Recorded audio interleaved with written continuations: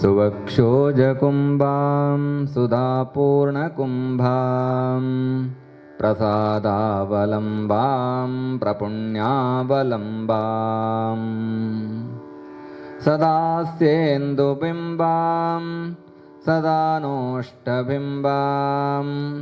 भजे शारदाम्बामजस्रं मदम्बां भजे शारदाम्बामजस्रं मदम्बां कटाक्षे दयाद्रां करे ज्ञानमुद्रां कलार्भिर्विनिर्द्रां कलापैः सुभद्रां पुरस्त्रीं विनिद्रां पुरस्तुङ्गभद्रां भजे शारदाम्बामजस्रं मदम्बां भजे शारदाम्बामजस्रं मदम्बां ललामाङ्कफालां लसद्गानलोलां स्वभक्तैकपालां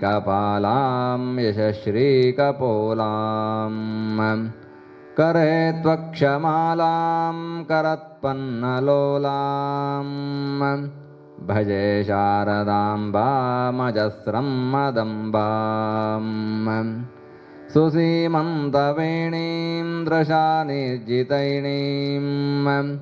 रमत्कीरवाणीं नमद्वज्रपाणीं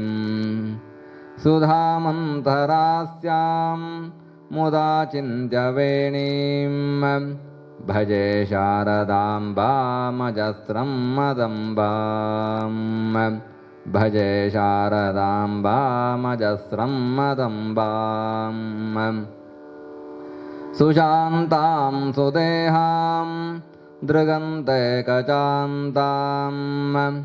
लसत्सल्लताङ्गीमनन्तामचिन्त्यां स्मृतां तापसैः सर्गपूर्वस्थितान्तां